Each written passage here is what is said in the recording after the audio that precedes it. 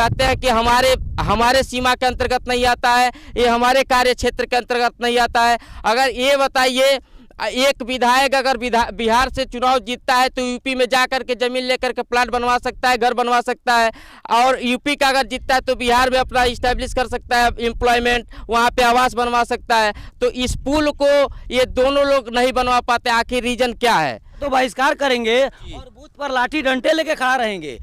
नमस्कार, प्रणाम, मैं स्वामी अर्जुनानंद और आप देख रहे थे भगवान न्यूज 24। कैमरामैन विकास कुमार के साथ आज हम उपस्थित हैं उत्तर प्रदेश और बिहार राज्य को अति महत्वपूर्ण ये पुल है दोनों राज्यों के लिए और यहाँ की जनता के लिए। आप देख सकते हैं ये पुल पे हम खड़े हुए हैं, दोनों राज्यों के सीमा पे पुल स्थित है और अब तक इसके विकास के लिए, इसको बनवाने के लिए कोई भी नेता, बहुत सी पार्टियां आती हैं जो तरह तरह के वादे करती हैं और इसका अब तक कोई भी जीर्णोद्धार नहीं हो सका है। यहाँ जनता है, हम इनसे जानने का प्रयास करते हैं कि अब तक किस तरह का वादा किया जाता है नेताओं के द्वारा और इस पुल का नज़रअंदाज किया जा रहा है। यहाँ की जनता का पीड़ा इतना प्रबल हो गई है कि यहाँ बेटियों की शादी करने से पहले कोई भी व्यक्ति हिचकिचाता है कि ये पुल में इस पुल के द्वारा मेरे रिश्तेदार आएंगे। इस पुल का जो हाल है इसको देखते हुए सभी लोग परेशान हैं। हम जनता से जानने का प्रयास करते हैं। नमस्कार सर, क्या नाम है? राम शेखर यादव। ये पुल कब से ऐसे है और इसका अब तक बना क्यों नहीं? यह तो मान लीजिए सरकार जो है कि यह देश जो है कि 70 वर्ष पहले से गुलाम था और 70 वर्ष के आज़ादी में हम लोग जो है कि इसी तरह से भटक रहे हैं। हम लोग अपने आने जाने के लिए यही बांस की चचरी जो है कि बनाते हैं, इसी पर अपना जीवन व्यतीत करते हैं और पढ़ाई लिखाई, अपना बर बाजार, दवाई, इसी से हम लोग पार करते हैं। आप समझ सकते हैं कि ये अपनी दैनिक खर्च का पैसा काट करके इस पुल का निर्माण करवाते हैं और ये पुल कब गिर जाए, किस तरह की अनहोनी हो जाए, यहाँ से बच्चे अपने पढ़ने के लिए बिहार से यूपी में जाते हैं, यूपी से बिहार में आते हैं, बच्चों के ऊपर जोखिम बना रहता है, बारिश का समय होता है और अभिभावक जो होते हैं अपने बच्चों को प्रत्येक दिन अपना काम छोड़ करके इसी पुल की वजह से, ताकि हमारे बच्चे कहीं नदी में ना गिर जाएं, मर न जाएं, इसलिए वो स्वयं लेके आते जाते हैं। इस तरह की विडंबना इस 2024 में देखने को मिल रही है। इतना जन समुदाय है, सब लोग पीड़ित हैं। बारी बारी से सबसे जानने का प्रयास करते हैं कि किस प्रकार की पीड़ा है। नमस्कार हुसैन, पूर्व प्रधान जंगल सिसवा। ये पूर्व प्रधान जंगल सिसवा है, इनसे हम जानने का प्रयास करते हैं कि इस पे किस प्रकार की अब तक कोई भी निर्माण कार्य क्यों नहीं हो पाया है। बहुत कुछ तो नहीं कहना चाहता, लेकिन आज़ादी के बाद, जैसे राम शकल भाई ने कहा है कि आज़ादी के बाद से हम लोग झेल रहे हैं, तो सही बात है कि हमारे जो दोनों क्षेत्र है, यूपी और बिहार का, दोनों ग्राम सभा जो है उपेक्षा का शिकार है और सैकड़ों लोग जो है यूपी से बिहार और बिहार से यूपी होते हैं और रोज़ जान खतरे से खेलते हैं। जी जी। और हमको लगता है कि 100 बच्चों से कम बिहार से यूपी के लिए पढ़ने जाते हैं और वो भी बच्चे जो है रोज़ किसी न किसी तरह से खतरे से खेलते हुए इस पुल को क्रॉस करते हैं। जी। और हमें लगता है कि यूपी और बिहार के जो जनप्रतिनिधि हैं उनकी उदासीनता की देन है कि हम लोग झेल रहे हैं। जी।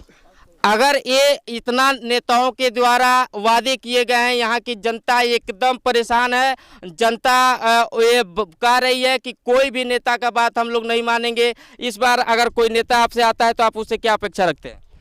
हमारी मांग पूरी नहीं होगी जी यदि इस पुल का निर्माण नहीं सरकार कोई करवा रही जी, चाहे कोई नेता कोई पार्टी जी, तो हम लोग जो अपने मतदान का जो है कि ये वोट का बहिष्कार करेंगे। यहाँ देखिए सब जनता कह रही है कि अगर इस पुल का निर्माण नहीं होता है तो पार्टी पर हम लोग नहीं देखेंगे और हम लोग चुनाव का बहिष्कार करेंगे। कितने लोग चुनाव का बहिष्कार करेंगे तो आप लोग हाथ उठा दीजिए। देखिए पूरी जनता चुनाव का बहिष्कार करने के लिए तैयार है अगर ये पुल नहीं बनता है तो। 2024 का लोकसभा का चुनाव है, मोदी 400 प्लस की बात कर रहे हैं। 400 प्लस की बात कैसे कर रहे हैं जब जनता का मांग यहाँ पूरा नहीं होगा? थोड़ा आप लोग हाथ उठाइए। ये सब लोग बहिष्कार करेंगे। इस पुल से लगभग 10 से 15 ग्राम सभा यूपी और बिहार के दोनों 10 से 15 ग्राम सभा के लगभग 20 से 25 हजार लोग इस चुनाव का बहिष्कार को लेकर के बात कर रहे हैं। और लगातार नेता आते हैं, तरह तरह के जुमलेबाजी करते हैं चुनाव पीरियड में और वोट लेकर के जनता को ठगने का काम करते हैं, इनके विश्वासों का हनन करते हैं। और जब चुनाव जीत जाते हैं, जब जनता जाती है तो जनता से इतना त्रस्त है जनता कि अब चुनाव बहिष्कार तक की बात हो गई है। ये लोग सब चुनाव का बहिष्कार करेंगे और कुछ लोगों से बात करने का प्रयास करेंगे।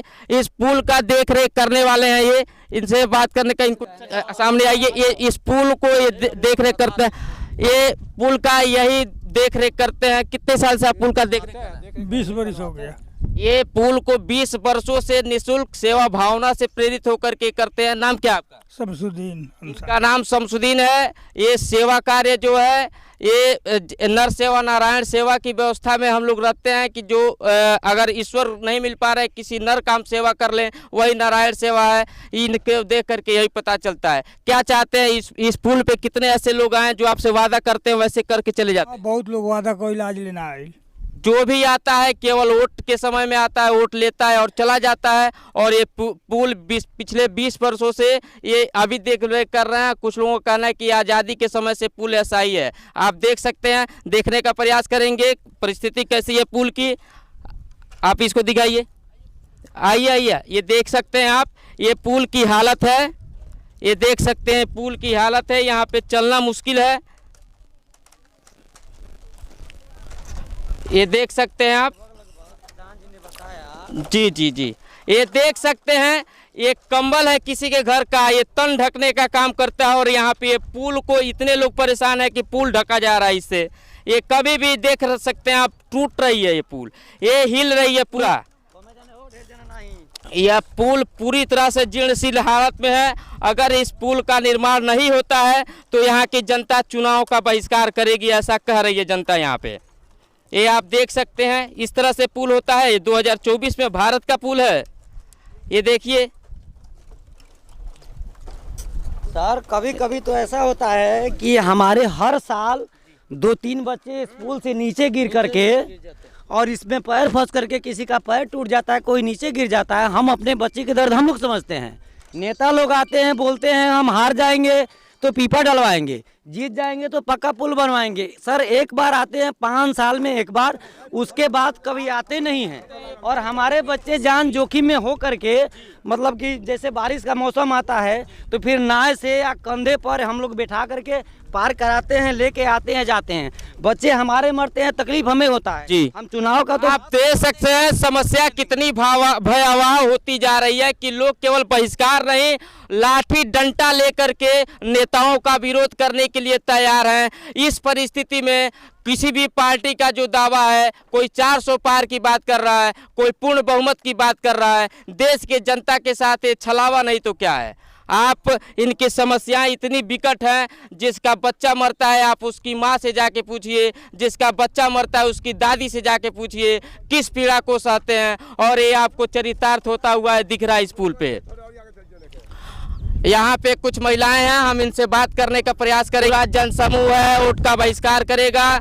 नेताओं को लाठी डंडे से स्वागत करने के लिए लोग तैयार हैं कि किसी भी नेता को हम लोग यहाँ स्वीकार नहीं करेंगे जब तक हमारी मांगे पूरी नहीं होंगी। हम कुछ महिलाओं से, यहाँ महिलाएं हैं, इनसे बात करने का प्रयास करते हैं। देख सकते हैं आप, श्मशान है, यहाँ पे लाशें फूकी जाती हैं। और जो लाश यहाँ लेके आते हैं उनको भी अपने कंधे पे रख करके, लाश तो लाते ही हैं, लकड़ी भी कंधे पे रख करके पार करना होता है। यहाँ की स्थिति इतनी भयावह है, इतनी दयनीय है कि हृदय देख करके पिघल जा रहा है। यहाँ पे कुछ महिलाएं, इनसे बात करने का प्रयास करते हैं।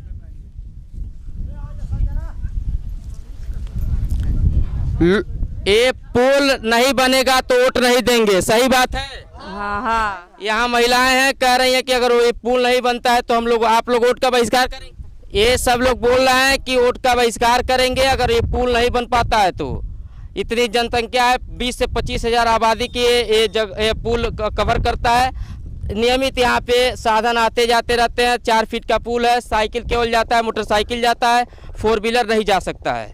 धन्यवाद।